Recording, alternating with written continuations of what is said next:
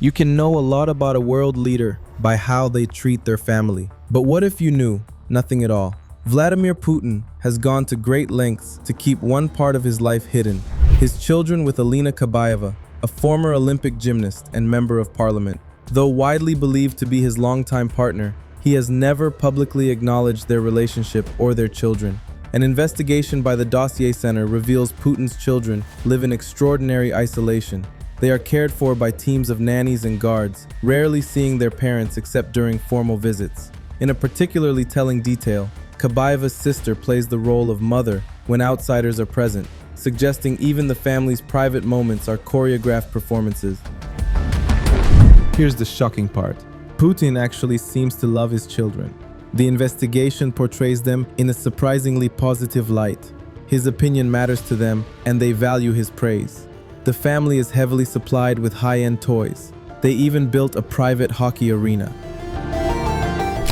Though they watch Disney cartoons, while their father would prefer they loved Soviet classics like Cheburashka. Yet for a family this wealthy, there's one glaring omission. The children don't attend school. The key question remains: why is all this a secret? Why does Putin so jealously guard the part of his life that appears more normal than everything else he does?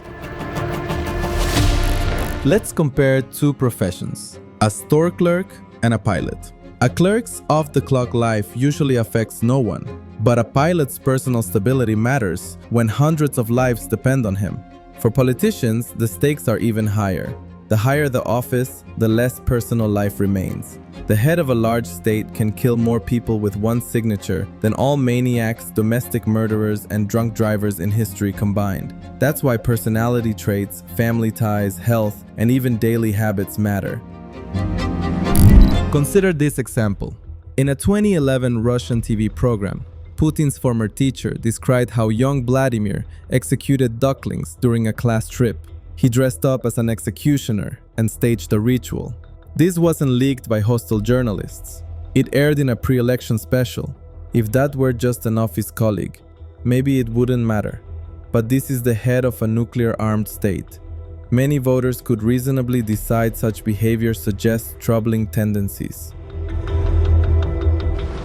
According to accounts from Putin's former wife and inner circle, many of his decisions are driven not by strategic reasoning, but personal grudges.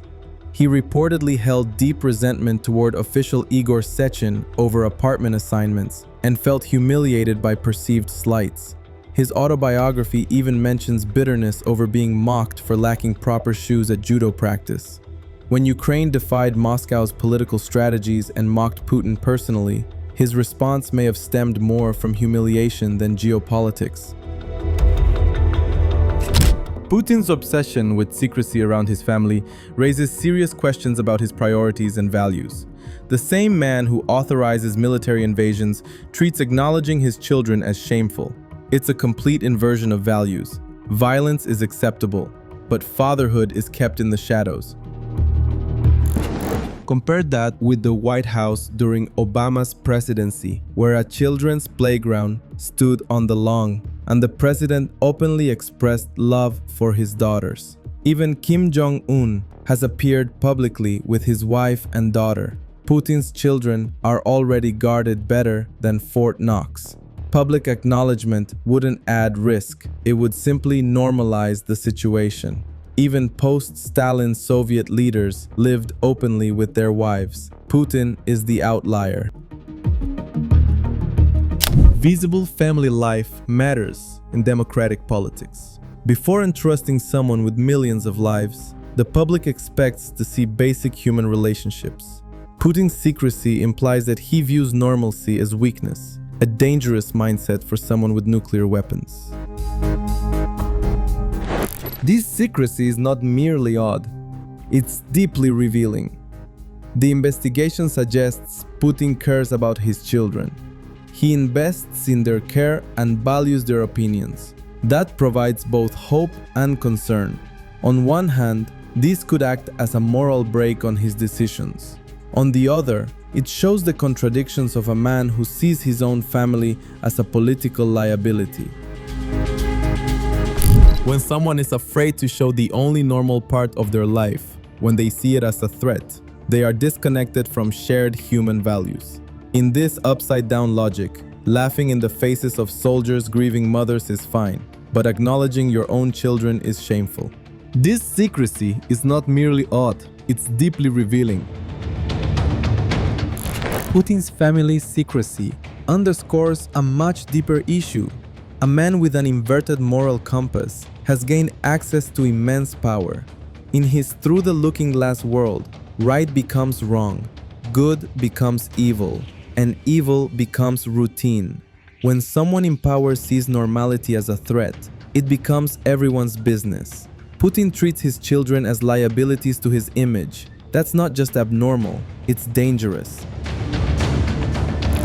Finally, credit must be given to the Dossier Center for refusing to publish images of the children. They are not to blame, but the fact that they are being raised in total isolation, with stand-ins playing the role of their mother, and no access to school, paints a bleak portrait of Putin's personal world.